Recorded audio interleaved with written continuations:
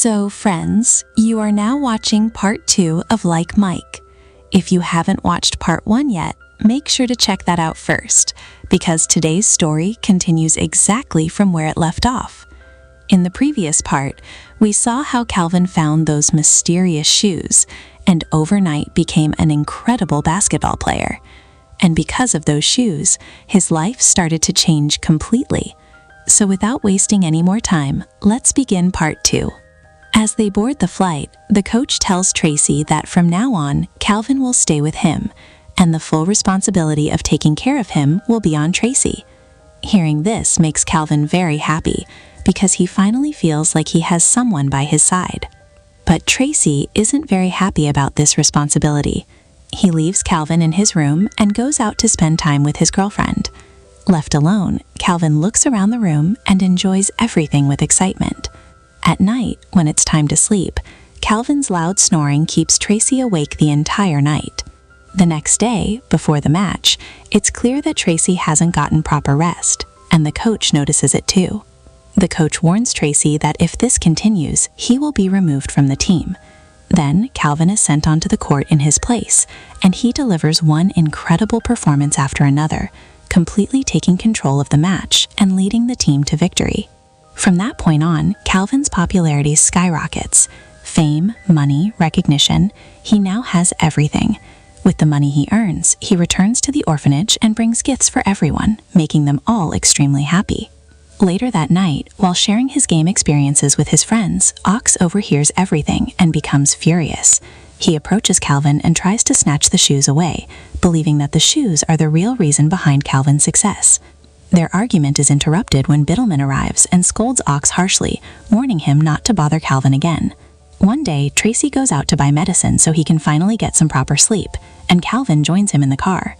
During their conversation, Calvin learns that Tracy doesn't have a good relationship with his father. They barely even talk. Hearing this surprises Calvin because he has never even had the chance to call someone father.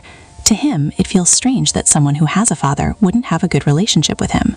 Meanwhile, Tracy accidentally takes sleeping pills instead of allergy medicine and in a higher dose, causing him to fall asleep in the car. Seeing this, Calvin carefully drives the car back to the hotel to avoid any trouble. However, the next day, Calvin is blamed for the incident and gets temporarily suspended. Tracy feels terrible about this because Calvin is being punished for his mistake. On the way back, Tracy thanks Calvin, and from that moment, a genuine friendship begins to grow between them.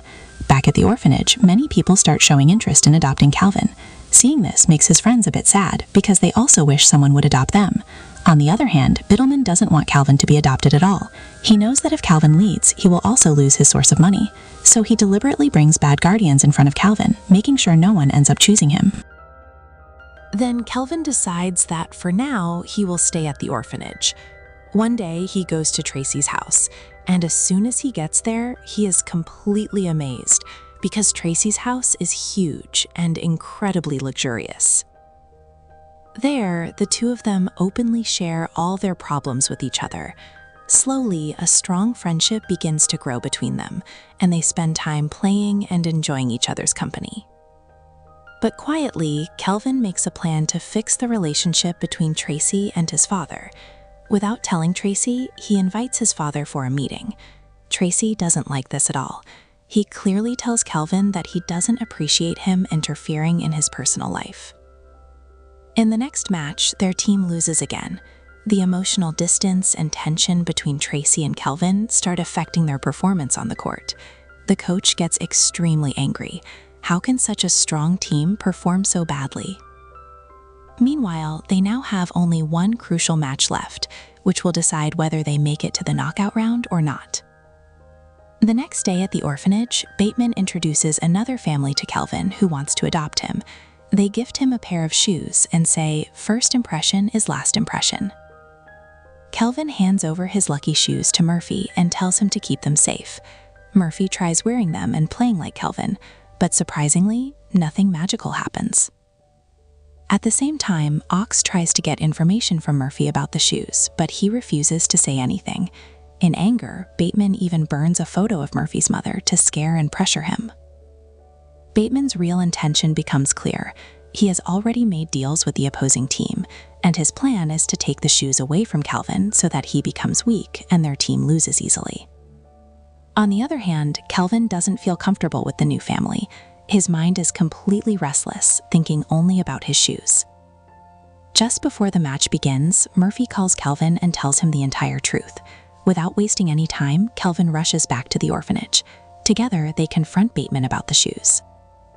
Bateman pressures Ox to help him, but this time Ox surprises everyone by standing on Kelvin's side. All of them together find the shoes and head towards the stadium, but in the middle of it, Bateman frees himself and calls his men to stop them. Despite all efforts, they fail to stop Kelvin and the kids. Outside the stadium, Bateman himself tries to block Kelvin, but Kelvin bravely throws his bicycle at him, knocks him down, and rushes inside. Inside, he sees his team is in terrible shape and almost about to lose. But as soon as Kelvin enters the game, everything changes. He starts scoring incredible shots one after another and quickly levels the score. However, in the middle of the match, he accidentally loses his shoes. This completely shakes him, and he starts thinking, "It was because of those shoes that I was something. Now I'm nothing again." At that moment, Tracy stands beside him and says, "Don't play for the shoes, play for your own belief. The shoes only boosted your confidence. The real power is inside you." Hearing this, Kelvin regains his confidence. He starts playing even stronger, without the shoes. In the end, the match finishes and Kelvin's team wins. After that, Kelvin decides he will not sign any big contracts. He chooses to return to a normal life and goes back to the orphanage. With Bateman gone, the entire orphanage becomes a much better and peaceful place. Then suddenly, Tracy arrives there and says to Kelvin, "I want to adopt a child. Will you agree to be my son?" Kelvin instantly hugs him with joy, but he has one condition. He won't go alone. Murphy has to come with him too. On the other hand, their friend Ox is also adopted by a good family. In the end, we see Kelvin, Murphy, and Tracy living a happy life together. And this is where the story of Like Mike comes to an end.